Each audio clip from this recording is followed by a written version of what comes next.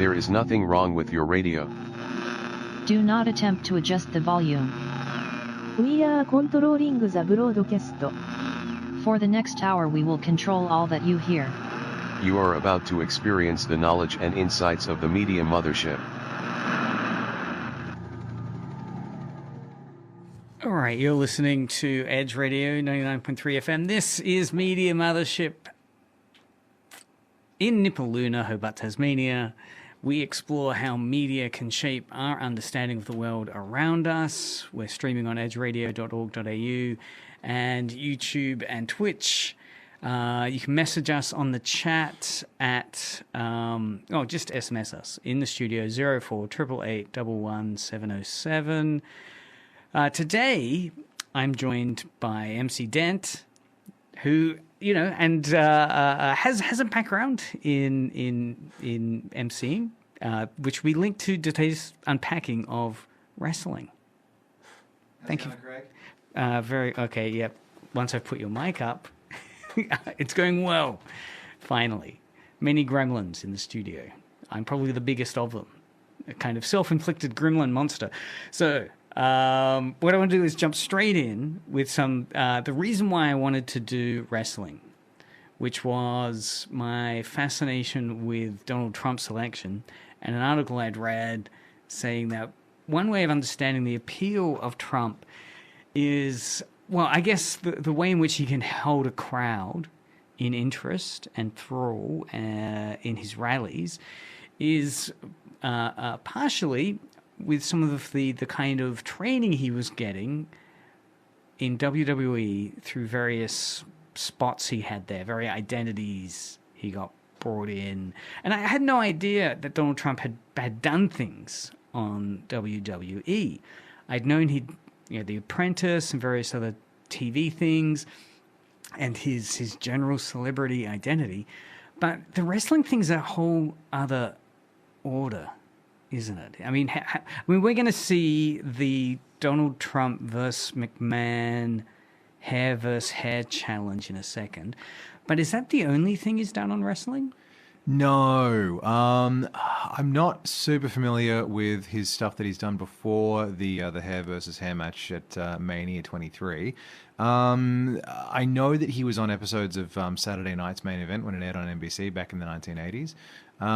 But essentially, Trump is one of the two people who Vince McMahon wishes that he could be.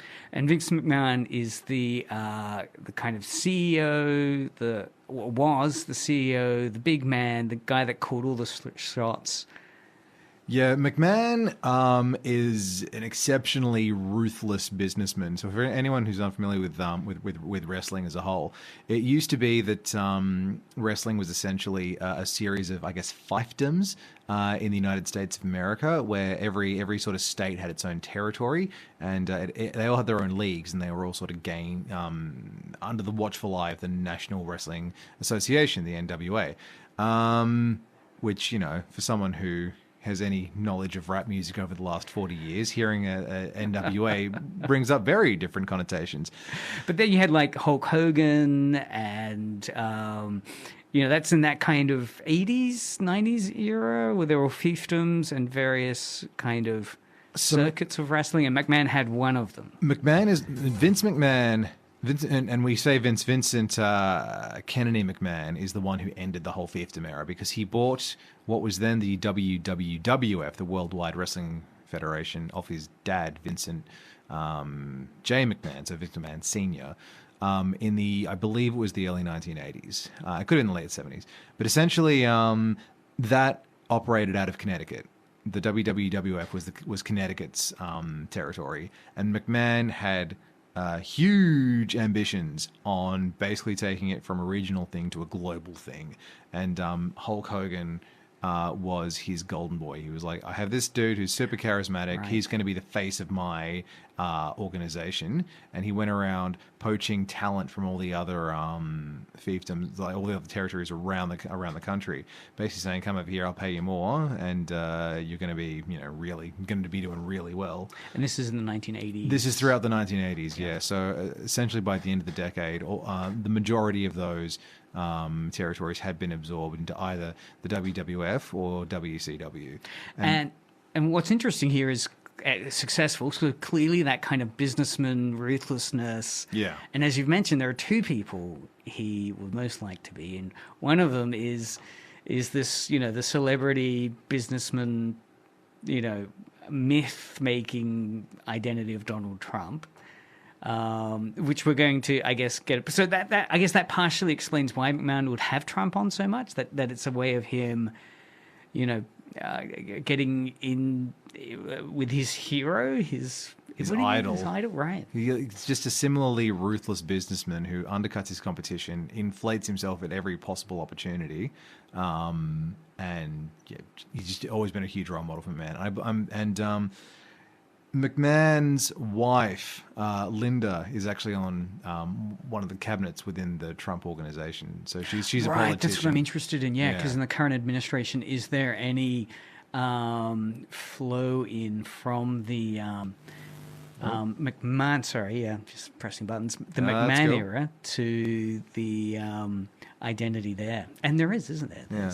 And it's also worth noticing that McMahon was essentially highly pressured into resigning from his post at the very top of the WWE a couple of years ago because he's being invested by the FBI for a sex trafficking ring. Right, yeah. So there's a series on Netflix, at the moment, which is kind of unpacking the legacy of McMahon. And this is an interesting one, isn't it? Because it's kind of... It was produced before the big scandal broke. It was produced before the big scandal, but the fact that McMahon is an extremely dodgy dude is an open secret. I mean, he's been accused of, trigger warning, he's been accused of sexual harassment as far back as the early 1990s.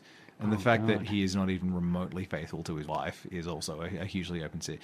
Paul Heyman has the absolute best line of the entire documentary. Paul Heyman's a manager who works for the WWE, worked under McMahon. Now he works under Triple H, who's the new head of creative. And Heyman goes, what do you say? He says, Vince McMahon has... Oh, this sounds like Gilbert Gottfried. Sounds like Gilbert Gottfried. Vince McMahon has one relationship to which he has been monogamous and faithful his whole life, and that is to the WWE. Vince doesn't own the WWE. The WWE owns Vince. So we have this identity who is very much this kind of capitalist, and many people would be really impressed with McMahon's identity. Or not, right? At the moment, the allegations against him have really soured. Yeah.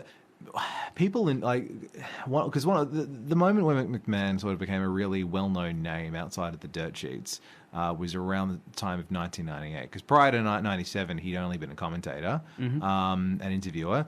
On camera, of course. Behind the scenes, he ran everything. 97 is when he was acknowledged as the guy who owned it, and 98 is when he turned heel, became a villain, and started what is even the biggest detractors of the WWE and McMahon style will say that the greatest feud of all time is McMahon as the heel boss versus Stone Cold Steve Austin as the babyface anti-hero. And because this was the other identity that McMahon wanted to be, right? So on one hand it's Trump, and the other hand it's the wrestler. Yeah, the other person he wanted to be was Shawn Michaels, who's an extremely flashy, flamboyant, preening, was in his heyday. He's a lot older now, but basically one of the greatest in-ring technicians of all time. And watching McMahon gushing, listening to McMahon gushing over him, watching how much he was coddled. Right. Because Michaels had a lot of his own problems in the 90s, and he was notorious for his backstage politicking and tantrums and general unprofessionalism, but very good performer, and McMahon basically babied him throughout all 94, 95, 96, 97, would just constantly do anything Michaels wanted. And of course, for those who aren't initiated, because WWE is still somewhat niche, it's quote unquote wrestling, but it's all predetermined, and it's not actually a sport. It's theater / soap opera disguised as sport, which is the reason. If anyone doesn't get any of the illusions that we're making, I suppose. All right, so while I'm just going to set up with a different audio out, because I think the laptop I've got is going to probably fry our brains if I try to play out off it. So while I set this up, what are we about to see? This hair versus hair thing, this had been building up for a while, right? Yes. So, I mean, I haven't watched the build up, but and this is the thing, a really good thing about big pay-per-views that WWE does, is that they have hype packages beforehand where they show you all the bits on, week-to-week television where they've been building up to this match. And this is McMahon versus Trump in a hair versus hair match. They're not competing against each other. They each have their own champion. So Trump's being represented by Bobby Lashley and McMahon's being represented by Umaga. But essentially, whoever loses, the billionaire backing that wrestler has to have their head shaved. All right, so we'll see if we can listen to a little bit of the build-up. And what we're going to hear here is... Donald Trump kind of trash-talking McMahon, and they're deciding on the wrestlers they're going to choose. But again, what we're going to hear here is a version of Trump, right? So he's playing a version of himself here. Like, they've brought Trump in, and I was trying to get my head around because in wrestling you have the baby face and the heel. And I was curious if Trump was going to be a heel, that is a villain, which for some reason I assumed he would be. But you were saying, no, he's the baby face, actually, against McMahon. Against McMahon, Trump is the babyface because McMahon is one of the ultimate heels. He is exceptionally good at getting people to hate him because he knows that the more people hate him, the more they'll tune in to see him get his butt kicked. Now, it is significant that the guest referee for this is Stone Cold Steve Austin, who was McMahon's archenemy in the late 1990s, early 2000s. To put it in perspective, the degree to which McMahon will belittle himself to make money through the WWE, there is a notorious episode of Monday Night Raw from 1998, the middle of 1998, the peak of the McMahon and Austin feud. And essentially, Austin takes McMahon hostage and keeps on intimating that he's going to murder him on live TV. Oh, my gosh. And it keeps on saying things like, it won't hurt, you won't feel anything. So the very much exact words thing. At the end of the broadcast, he drags McMahon out to the middle of the ring, points a revolver at his head, and it's just a bang pistol. And McMahon, for the sake of drawing attention and making the audience laugh, wets himself on live television. So, yes, there's no... he'll do anything. Yeah, it's, really. It's very full on. So real showman. Yes, but not in the kind of possibly admirable way. Let's see it. I mean, a dude who's willing to urinate inside his own trousers to sell tickets. There's something admirable in that. He's selling that story, right? So one of the things about wrestling, which is. So enjoyable is that kind of the kayfabe, the storyline that's there, and the commitment to the character you're playing, and the commitment to the heel identity or the babyface identity. And what I'm curious about, if we're seeing the seeds, because how long ago was this hair versus hair match? This was like it's Mania 23, so that would have been 2007. Right. All right. So just under 20 years ago, and is. Yeah, well, let's listen to a section of it. If you lose, I get to shave your head. If I lose, you get to shave my head. Ladies and gentlemen, please welcome. Because the man who represents me, Umaga. This is concerned. Umaga is indeed yes. Well, I know one thing. Yes. Oh, sorry. Well, I know one thing. Champion Bobby Lashley. At WrestleMania. And probably the last contract you signed was here. This is don't go. Yes, it is. That Barber can get for better. Trump and Lashley. Oh, a man still on cut off.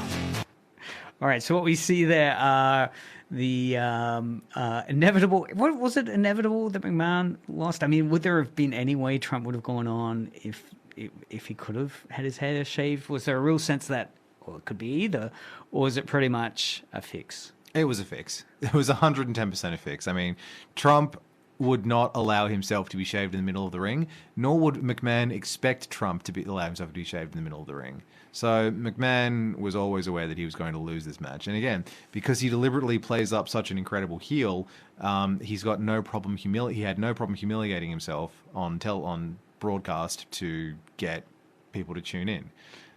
And are you convinced by some of the analysis going around at the moment that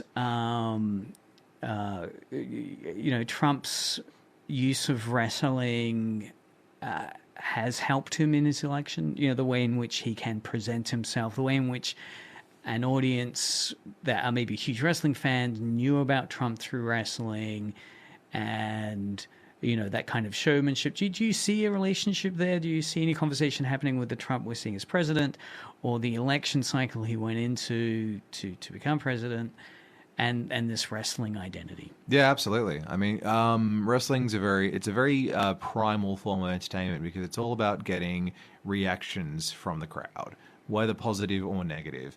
And Trump would have learned from his time in the ring how to get reactions from the crowd. Because as you were saying, there's I was asking you, because we're going to get around to talking about the Royal Rumble 2025 in a second, and I was talking about the story, the idea is that the end goal is known to the wrestlers, right? The point, like who's going to win or lose, is known. So, but there can be changes and discussions happening before. But you said no, sometimes the audience will actually be involved in that in a really dramatic way, right? That ability to feed off the audience, to know the audience, like the identity you've constructed, and then how the audience of the day are going to feed into that energy, and then you kind of ride that. It can be kind of unpredictable and go in some unpredictable ways. Is that common, or does that happen? Well, a good promoter needs to listen to what noises their audience are making. So if you've got a character who's a dastardly heel, but the audience is cheering for them, then you need to ideally you would turn that character babyface, and then to make those cheers very genuine. And if you've got a character who's meant to be a babyface who everyone adores, but they're constantly booing them, then you probably need to turn that babyface heel. So examples of this would be... So two big examples. Well, we've already mentioned Austin. He came along as a heel in early 1996. Yeah, came in as a villain, but the audiences just loved him, so they just cheered for him. So what was it about his identity they responded to? The working class. He was a breath of fresh air, because McMahon kept on trying to push carbon copies of Hulk Hogan, who'd been out of the company for about 5 years at that, three or 4 years at that point. And Austin just comes along and he's this brash, angry redneck who says the word ass on TV, which basically wasn't done back then because it was very much a family-friendly product. Whereas McMahon was trying to push guys like Shawn Michaels, who were smiling baby faces. And so because he was playing like a gritty at that point an anti-hero, but also, a villainous anti-hero in 1996, people were like, this guy's really entertaining. And so they started cheering for him. And that's why he's put into that famous program against Bret Hart, where Bret Hart ends up turning heel and Austin turns babyface at WrestleMania. But also, I mean, an example of someone who was pushed as a smiling babyface at that time is The Rock, who was originally made his debut at Survivor Series in 1996. So he and Austin debuted in the same year. And The Rock was pushed as a third-generation wrestler because his dad and his maternal grandfather were both wrestlers as well. And McMahon's advice that he gave him was you can never smile too much. And so he plays this smiling, good-natured, shucks, great sportsmanship appreciator, Rocky Maivia. And the audience liked him for his first 1 or 2 matches, and after that they started chanting Rocky sucks and die, Rocky die, because he was just such an old school and boring and bland character. Right. And so The Rock Dwayne Johnson says to McMahon, please let me turn heel. So he turns heel, he aligns himself with the Nation of Domination, who are a bunch of black militant, angry protesters, and basically starts just making fun of everyone. And that's essentially The Rock's gimmick is that he's a jock who bullies people. And his father was happy with the sudden shift in direction. Oh, well, it completely elevated him because the boos that he was getting were now the good kind of boos because he was playing a bad guy. And eventually, because of his natural charisma, he ended up turning babyface later in 19... So he turns heel in sort of late 97. Late 97? Hold on a second. He turns heel around mid to late 97 after getting booed as a babyface. And then all throughout 1998, he ends up... They start cheering for him because he's so darn entertaining. And he actually organically turns babyface. But then there's a brilliant moment at Survivor Series 98 where it turns out Swerve Bro, he was a heel all along, and he starts working with McMahon and he turns heel again, and then he has to turn babyface the following year anyway because everyone loves him so much. The Rock's really good at switching between playing a heel and a babyface, but because the character is quite similar.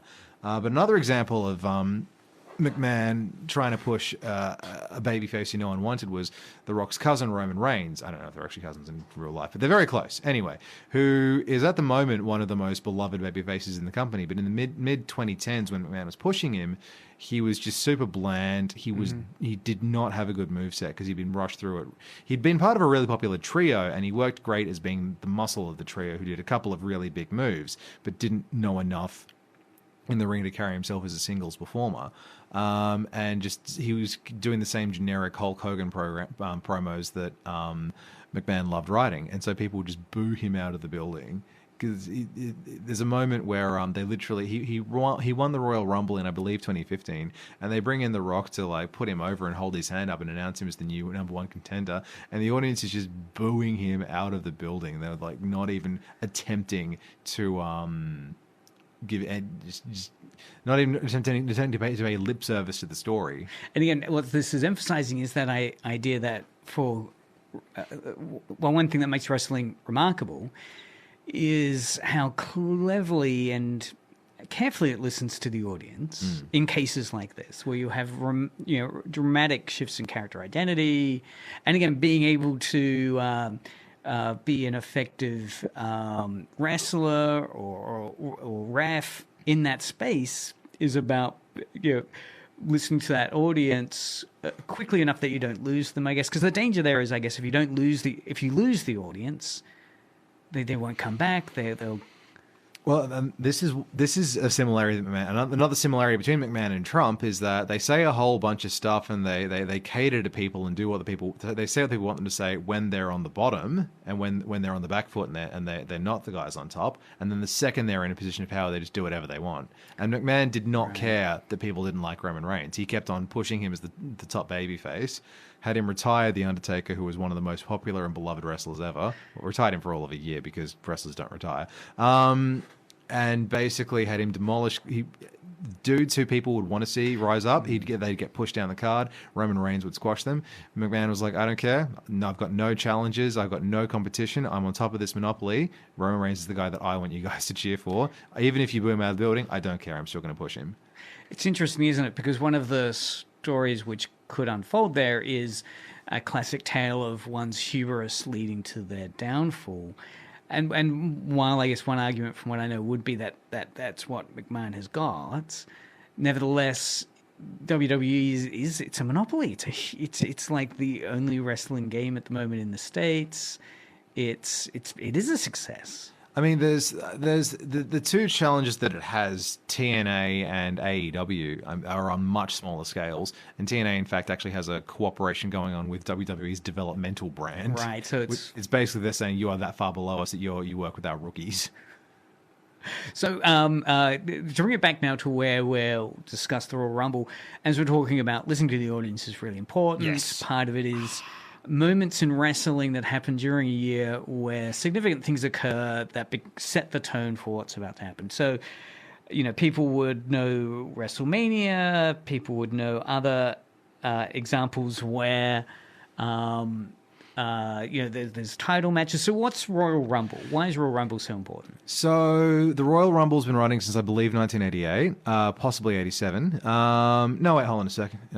88. And WrestleMania has been running since 1985. So WrestleMania is the biggest show of the year. It happens around late March, early April. And it's because wrestling is all about ongoing storylines, the big storylines will climax at WrestleMania. The Royal Rumble, it happens in late January, early February, and what it is a 30-person battle royale where it starts out with two people in the ring, And every minute and a half, someone new comes in the ring, and the only way to be eliminated is to be thrown over the top rope. So you can go under the top rope and still be part of it and leave the ring and come back later on. But the reward for winning the Royal Rumble is that you get to choose to challenge for either the Undisputed belt or the World Heavyweight Championship belt at WrestleMania. So the Royal Rumble that happened this year, which was last weekend. Sunday just gone, yeah. Sunday just gone. As you were saying, involves 30 people coming out. Like once every 2 minutes, you'll have a new wrestler come into the ring. So you can end up with a really crowded ring of a lot of people, or suddenly you'll have a whole group of people thrown out. So it is a very dynamic, crazy space. And I know you were saying one of the things that can be remarkable about it is seeing people that normally aren't fighting together suddenly dueling it out. There's male and female Royal Rumble events. So the first was the female wrestlers, and then the male wrestlers, and then there was a ladder match between those. Is that always the case in Royal Rumble, or was that a kind of So the Royal Rumble match generally lasts about an hour. And you can't have a card that only lasts for an hour when you've got, because it was I think it was something like a 70,000 person stadium.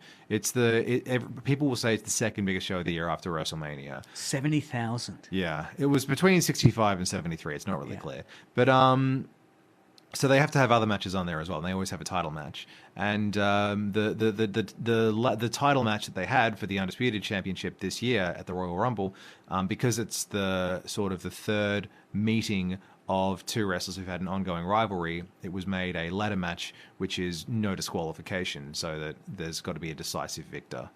So there were a couple of events going on, and what we'll do is we'll listen to. I'm just trying to find some audio that we could assess and analyze. And in terms of listening to the audience, and that was one of the reasons why this Royal Rumble was quite significant, because there were a lot of favorites to win, guys who've been sort of top guys for a very long time. Like John Cena was one of the favorites to win because he's currently on his retirement tour, and he's been with WWE since 2002. He's become a Hollywood actor. He's a huge meme online because everyone thinks he's invisible. He was a huge favorite. Other contenders like CM Punk was a huge favorite because he's never had a main event at WrestleMania, even though he's one of the most popular wrestlers around. Other big names like Seth Rollins and Roman Reigns. We talked about Roman Reigns being hated before. These days, he is one of the biggest names because he improved. He did turn heel. He had a lengthy run as a main villain. People started liking him because he's just so darn charismatic. But the person who won it was someone no one picked, who was Jey Uso, who basically the audience chants and dances. Like, he has this dance he has where he laps his hands over one another and he bounces them up and down, and he can have entire stadiums doing that and chanting yeet at him because his catchphrase is yeet. And big people have been enjoying him so much, they were like, this guy's got to win the Royal Rumble because he's such a fan favorite right now. And again, I guess you're looking to try and bounce, because you had that final three was an interesting spectrum of identities. You had John Cena, and then Logan Paul, yes. Right. The influencer who is one of the absolute greatest heels ever in WWE. Yeah. Because everyone despises him, and he's also a really terrific athlete, and he's got no problem making people hate him. Well, let's listen to, so this will be watchmojo.com. We'll give some react to. This is their top 10 WWE Royal Rumble 2025 moments, and we'll see how close they stick to what we felt were the best moments, as well as whether or not their analysis of why these moments mattered speaks to us. Welcome to Watch Mojo, and today we're counting down our picks for the most standout spots and memorable moments from this year's Royal Rumble. And now look at a KO now. Oh, and he slams Cody right off the camera. Number 10, I Show Speed shows up.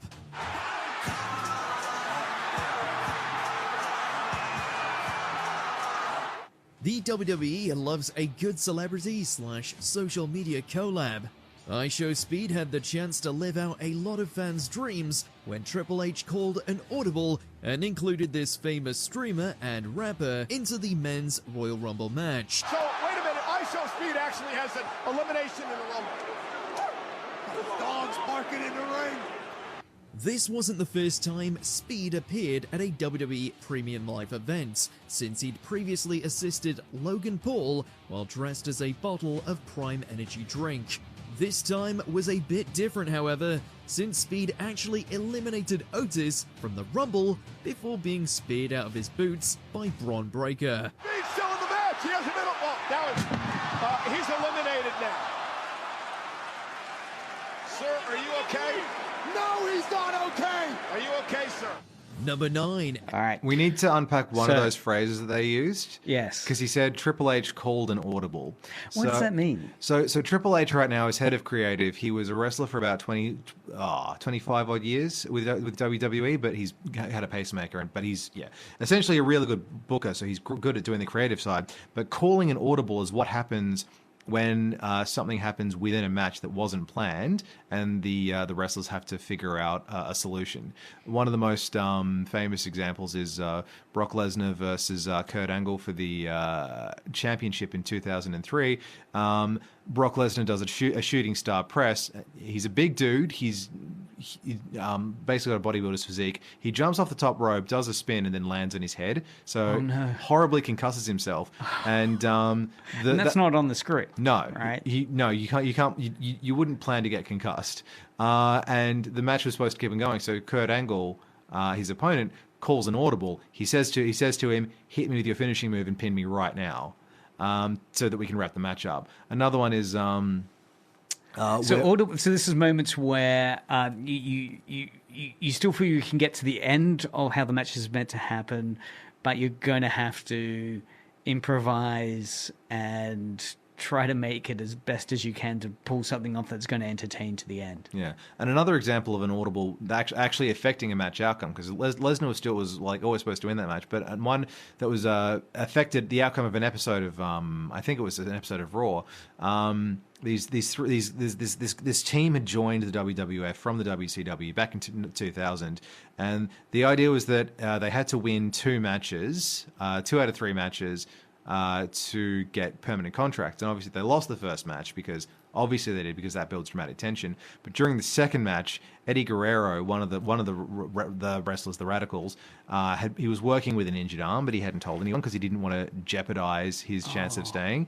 And so he's having a match with a member of D-Generation X, who are the heel wrestlers, the heel stable, and he says, "I've hurt my arm. I can't keep performing. I need you to pin me." So pin him to finish the match with him losing. Yes, he was supposed to win, but he ends up losing. And so because they've now lost 2 out of 3 matches, there's no reason to have the third one. And there are stories about how the audience basically just had to watch an empty ring because it completely threw out their plans for the episode, and they had to race backstage and script something really hastily to figure out what they were going to do for the rest of the episode.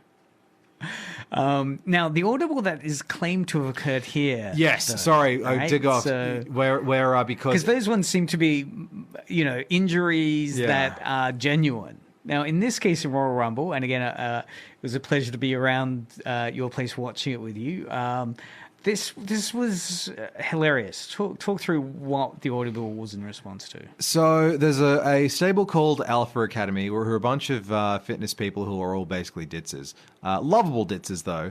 And one of the members, Akira Tozawa, he runs out to do his first ever Royal Rumble, and then he gets jumped by a heel who's leaving and knocked unconscious before he even makes it to the ring. So part of the story, obviously. And it's fun. I mean, it is done just so out of the blue. Has that ever happened before? Someone like just as their music hasn't even finished playing and they're knocked out. There have been times where people have been attacked and knocked out on the ramp. There's actually one time where someone by fans. Or? No. Well, as part of the story, right? And there was actually a time where one of the wrestlers got knocked out on the ramp, but then woke up, came back, and won the Rumble. So that trope's been done before. Oh, really? But the idea of them having to send out an influencer instead of the actual wrestler, that's quite unique. Yeah. So what happened? Like suddenly the camera cuts to the backstage. Yeah. and we've got Triple H, who's just in that backstage area, and we've got this influencer, Speed. I Show Speed, who suddenly says, "We need someone out there. Who can we get to go out there now?" And I Show Speed is just the closest. Is that his name? I Show Speed? Yeah, I Show Speed. That's his streamer name, yeah. Because he's a streamer, immensely successful. I mean, what's in it for WWE doing that? I mean, it seems weird to get a streamer out there against professional wrestlers. He's I mean, I guess he's a fit guy. He does a little backflip when he's there. He throws out one of the other big wrestlers. It's basically so kids can be like, "Whoa, I Show Speed is here," and that will get the younger generation who watches this dude involved. And also, he's good mate to the Logan Paul as well. But it also brings them attention because he was actually on stream when he got called up to. Oh, really? He was streaming on his phone and everything. Right? Yeah. So if you were one of his fans watching his stream, and then suddenly your idol is then called into the wrestling, you'd feel so much part of that. Wow, I was on the stream watching it when that live happened. Yeah, and giving it number 10, do you reckon number 10 makes sense as a Watch Mojo? Was that on? Would that be in the top 10? I mean, it's very subjective. It's an unusual one, and because like. Akira Tozawa gets knocked out, and then Otis, the other member of Alpha Academy in the men's rumble, gets thrown out by I Show Speed. I thought, wasn't a huge fan. Good for the heel heat, but I quite like Alpha Academy. So it didn't please me as a fan, but I can understand why people would appreciate it. All right, let's listen to the number 9. C represents The following is the Women's Royal Rumble match! The Women's Royal Rumble match was a great way to kick off this year's show, and it also featured a number of quality appearances from NXT talents. This premium live event can usually be relied upon to deliver some high-level NXT representation. And now Valkyria into the ring, and once takes out Liv Morgan. And now with a big kick as well to Roxanne Perez. Lyra Valkyria, a joy to watch. But seeing Roxanne Perez make it to the final 3 competitors was seriously impressive. Elsewhere, Lash Legend felt like a future superstar in there, while Jordynne Grace's feats of strength made us super stoked to follow her WWE journey as she continues down in the world of NXT. Jordynne Grace just does everything with ease. Dana Parker eliminated by Jordynne Grace. Nope. All right, so number 9, speaking there to the Women's Royal Rumble events, and particularly calling out a number of female wrestlers there that did well. It was remarkable to see the attention and prominence given to women's wrestling within Royal Rumble. Would you say that's one of the finer female wrestling moments recently? Look, I'm a sucker for a Royal Rumble, so I'd say that any Rumble is one of the finer moments in women's wrestling recently. But what they're actually saying was that number 9 slot was because there were so many women coming in from NXT, from the developmental brand. And what is NXT? So basically it's all under the umbrella of WWE. WWE has 2 flagship shows, Monday Night Raw, which airs on Mondays, and Friday Night SmackDown. I don't know what day Friday Night SmackDown airs on. But essentially the roster is so big that they segregate wrestlers to different rosters. So and at the start of each year they might get shuffled around, but generally if a wrestler's on Raw, they're going to be on Raw for the rest of the year. And NXT is on Wednesday nights, and so usually if you're getting called up to WWE, because that's the big leagues, generally you have to already be an established wrestler on the indie circuit, and you going around and doing a whole bunch of shows so that they'll catch hold of you. But NXT is the developmental brand, right? So the idea is that they're recruiting from this space, and they're training people up. Right. So because they've got a really big performance center, I believe it's in Connecticut. I don't know where it is, or it could be in Georgia. It's somewhere. No, I think the development center is in Atlanta, and it's run by Shawn Michaels, who's Triple H's best friend in real life. and was that guy who McMahon was babying back in the 90s. He's become a born-again Christian. He's a trainer, and he trains people up. And you really see that because a lot of the modern superstars, after they have their time on NXT and then graduate to Raw or SmackDown, they use very similar movesets to Shawn Michaels. So it's essentially like an old master teaching his new disciples his fighting style. But so yeah, basically we're saying that it's great that like there are so many talented women on the NXT roster who will move up to Raw and SmackDown at some point very soon. So it's very much setting up the new blood that might be coming in. And did you feel that as well? Did you feel like, there's a lot of new blood coming through the female competition? That's wonderful to see in the Rumble. Yeah, I thought the NXT team wrestlers were treated extremely well. Though, we do have to mention the winner of the Women's Royal Rumble. If we're talking about the new blood, I wonder if this is going to be on their list. But yeah, let's. So basically, the woman who won the Women's Royal Rumble, Charlotte Flair, hasn't been on TV since 2023. She's done 2 video packages announcing that she's coming back, and she's already back onto the title scene. And the reason why, she's obviously a talented wrestler, but she gets given a lot of opportunities because she is the daughter of Ric Flair, who is one of Triple H's best mates and considered by many to be the greatest wrestler of all time. And wrestling is an extremely nepotistic business. So Triple H himself, because he married McMahon's daughter, so he married the McMahon family, essentially hogged a bunch of belts and took up way too much screen time in the early to mid-2000s, and that was called the Reign of Terror, and people actually stopped watching in droves because he spent so long playing second fiddle to Austin and The Rock and The Undertaker. He was like, I'm the main character now, and people just didn't like it. So the nepotism angle and the same old people getting the same opportunities is looked down upon. And it's risky. I mean, some fans would share your point of view as well and feel like they're being treated as, it's kind of silly, not knowing. Well, let's see if that comes up as one of their lists. The Street Profits effect. It is a long-time personal rivalry here. Gargano and Shelley go a long way back, over 20 years.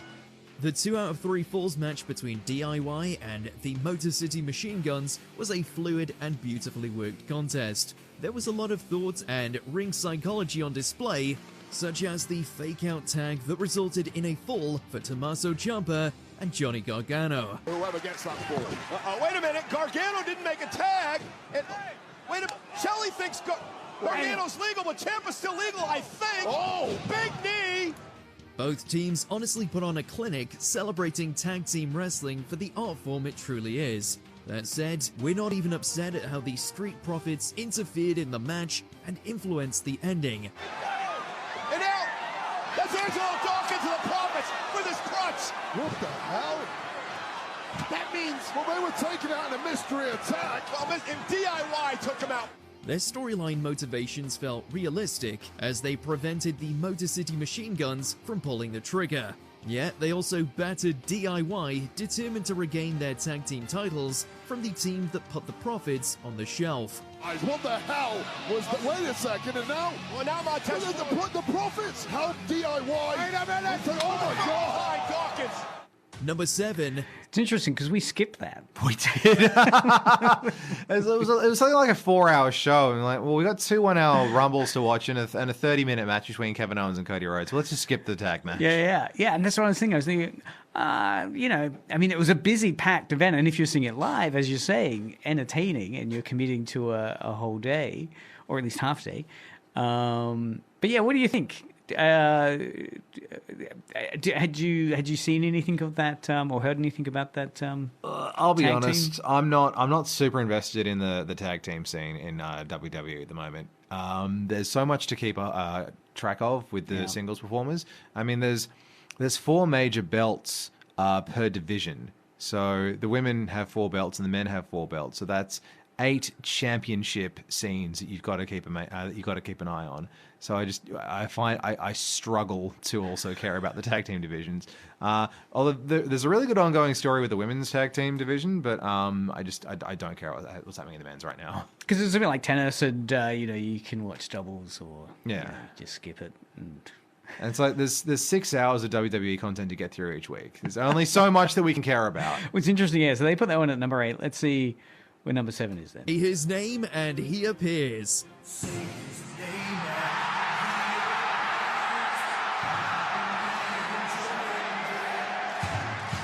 The career of Joe Hendry has not been an overnight success, but rather one of measured consistency. Yet, there's no denying the man's viral success over the internet, as his theme song just seems to follow us wherever we go. That's why we were so glad to see the TNA World Champion appear in the Men's Royal Rumble match. I believe in Joe Hendry too. Joe Hendry now with a fall-away slam. He beat Nick Nemeth for the championship back in January. And listen to this place. Granted, his showing wasn't quite big or bad enough to warrant it a higher spot on this list. Still, we hope that this is just the beginning when it comes to Hendry's working relationship with the WWE. Parading around the ring with Miz and a slam. And hey, if it exposes the work of Joe Hendry to a wider audience, all the better. In front of over 70,000. Number 6. All right, so number 7, Joe Hendry. How does he fit in terms of the night for you? Did you feel that, I'm waiting to see more and so forth? I thought the best part of it was honestly Sheamus's reaction to it, because Sheamus is this 6.5 foot like Celtic warrior who's built like an ox, and Joe Hendry is essentially if Freddie Mercury entered into Eurovision. He's very small. He's very well. He's not small. He's also built like a Mack truck, but he's like smaller than Sheamus. And he's essentially doing all these like dancey moves and getting everyone to stomp, clap along with "We Will Rock You."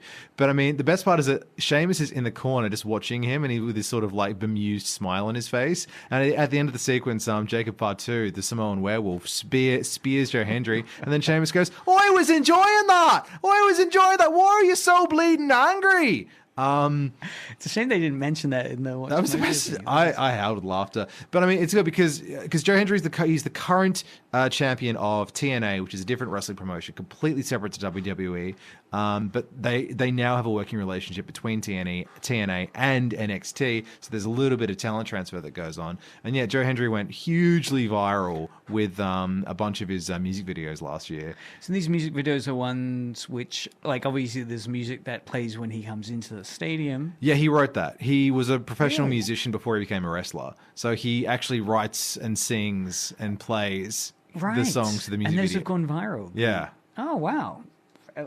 So, because of course, you know what, it was amusing to hear that John Cena's career was on the ropes, as it were, but he picked up once it was discovered he could rap. Yeah, because there was nothing unique about him. He was just a generic bodybuilder. But then Stephanie McMahon heard him rapping on a bus, and they basically Did he release music? he's released an album. God. They literally just turned him into Marky Mark. So they're both from New England. All right, let's do. I think we're up to number 6 now. Number 6. Let's see what it is. All right. Charlotte wins. She now gets to pick the champion of her choosing to face at the Granddaddy, the spectacle in Las Vegas.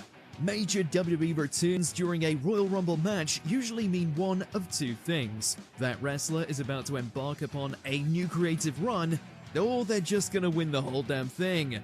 Charlotte Flair had nothing to prove to anyone prior to returning for the Royal Rumble 2025, and she certainly didn't show up to lose. What is absolutely true. Meanwhile, Charlotte Flair now. Charlotte Flair dumps Nia out. It's down to Charlotte and Roxanne. It's down to Charlotte and Roxanne. Still, the final three of Flair, Nia Jax, and Roxanne Perez did make us question which superstar bullet WWE had in the proverbial chamber. Yet, once the Queen eliminated Nia Jax, we could read the relative writing on the wall, and we were ready to bow down. What a win. What a return. What another massive moment. Number 5. All right, so this, as Watch Mojo is suggesting, that when a big name comes in like this, it can go two ways, I think they said. One was, you know, it's going to be then a creative direction. They'll take some of their storyline in, or they'll just win it all.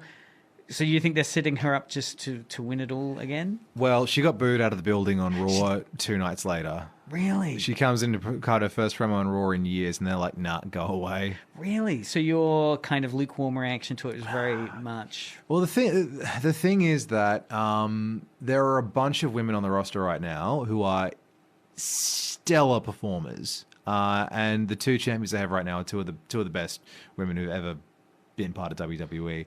I'm just thinking it would just be a shame if apparently Tiffany Stratton, who is the current SmackDown Women's Champion, apparently the plan is for her to have a match with Charlotte. But there's only so many times you can recycle the same thing. It's like the same reason why essentially after a wrestler's had like their shelf life is over, they should spend the rest of their career sort of putting over and making the new talent look. And that's the reason why Hulk Hogan is so controversial as a wrestler, is because he's just always, when he was in the ring, he was always trying to get the belts on himself. And he just did not want to elevate the younger talent. He was just like, nah, it's me and my mates, and you guys can just go away. Which is, again, bringing it back to the end of the Royal Rumble, where people saw, even though John Cena lost, yeah, that kind of passing of the baton, the kind of, the sense of sportsmanship, respect to the winner, to elevate them up, it would unlikely to have been done by Hulk Hogan or... No, some of his moments of poor sportsmanship are legendary. All right, well, hold on. Let's go to number 5. Let's do number 5. We've only got a few minutes left. Spots. Cody Rhodes is now the hunted. He is no longer the hunter. And Wade, you've known Cody for so long. This is a much different American Nightmare. Ladder matches are almost always a deadly proposition. These contests aren't for the squeamish and usually boast tons of spots that put the D in dangerous. This one from the Royal Rumble 2025 featured some truly wince-inducing moments for both Cody Rhodes and Kevin Owens. Oh God, look what's coming. Oh my God, not this. Not, oh my goodness! Both competitors seem to be trying to one-up each other when it came to ladder bumps, from Rhodes' back body drop to Owens to the latter's epic Fisherman Buster. Yeah, oh my God, Owens is hooking the leg! Fisherman Buster! Fisherman Buster! Fisherman Buster! Through the ladder! However, the champ definitely took the cake when he effectively put the coup de grace on KO. That Alabama slam from the announce desk took our collective breath away. It was a grisly sight. Alabama slam through the ladder! Kevin Owens turned inside out! Number 4, Howl. All right. What did you think of the ladder match? I thought it was incredible. It was great. So for anyone who doesn't know, a ladder match is basically something suspended above the ring. You need to climb a ladder and get it. There's no disqualification. And it was just the payoff to a story that those two and Triple H have been building over the last 7 or 8 months, where Cody and Kevin Owens were friends and teammates, and then Kevin turned heel. They had a match at Saturday Night's Main Event. Kevin badly injured Cody, and then they've just been arguing over who's the true champion. It was a great match. Although it's interesting, the 2 nights later on Raw, Kevin Owens was back like nothing had happened.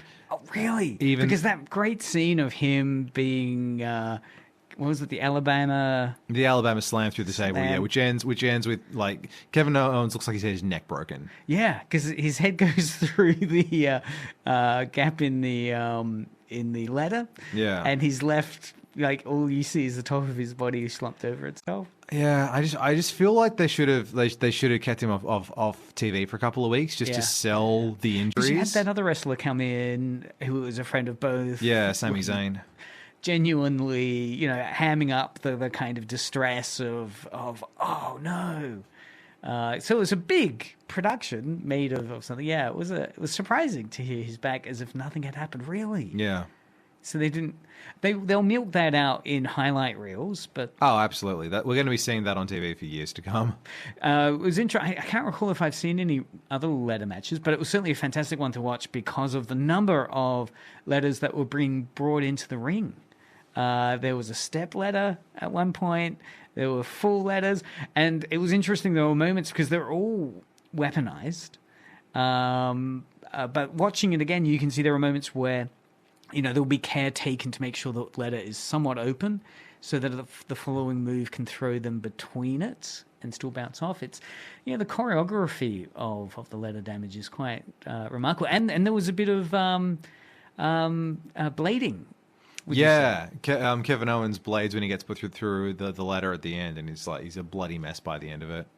And that, obviously there would have been some real cuts and bruises, but also to ensure that there's some dramatic visual imagery, having blood coming from the head is expected, or is this something that elevates it to the next level of distress? It would have been expected in the 1980s or like the late 90s, early 2000s. It's not super expected these days because blading was banned for so many years because of the risk of, transmitting disease through blood.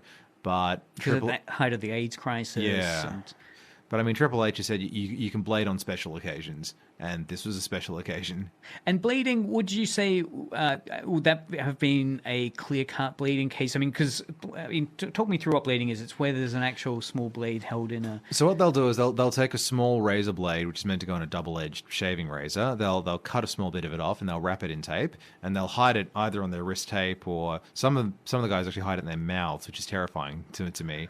And at a moment in the match, they'll take it out when the cameras are not on them or when they're down, and they'll cut a bit of their forehead open. And this is the injured athlete themselves doing it? Yes. Or the athlete that wants to appear even more injured now? Yeah.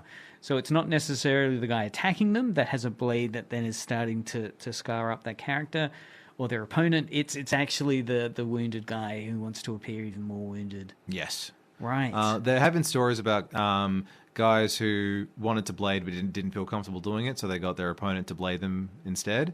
That's what happened in the Hart versus Austin match because Austin didn't want to get fined for blading. And also Abdullah the Butcher, who was an independent wrestler for many, many decades, was notorious for blading people without their consent. What? He gave a lot of people hepatitis C. Holy cow, that's criminal. Yeah. That's criminal. Yeah. I wonder what court cases occurred there. A lot. I'd hope so. He got sued to within an inch of his life. Gee whiz. Wow. Media Mothership, all the drama, historical, but fascinating. So, like always, when we have you in to talk about wrestling, we get halfway through what I've planned. So we're at number 5. We'll leave it there. We've got a little overtime. But I think it's certainly ramping up. I do like where the Mojo list has started warming up. Now that we're in the top 5, certainly that ladder match, as you're saying as well, a really, really solid piece of. Would you say it's one of the better ladder matches you've seen? Oh yeah, like that I've personally seen. It is definitely one of the better ones. Of those 10 to 5 rankings, any surprises there? Anything that you're thinking is a little, a kind of surprising or? No, I think they were all good picks. Well, we'll see where the top 5 goes. We'll get you back sometime in the future when you have time permitting. But thanks for listening. This has been Media Mothership for another week. Thank you so much, Dent. Thanks for having me. And keep listening to Edge Radio, more exciting music and stuff around the corner. If you are interested in previous episodes of Media Mothership, as well as the previous wrestling discussions we've had Dent in on, because we've done a whole WrestleMania. I think it was Den of Geeks top 10 WrestleManias of all time. We went through and unpacked. Oh yeah, top 15 WrestleMania matches. Yeah. So that's out there. I'll post a link to that in the show notes, and you can listen to other stuff as well on YouTube or Twitch channel. So keep listening. Now we'll cue up some really cool music. And if you are interested in Wrestling Force, it's all on Netflix now, isn't it?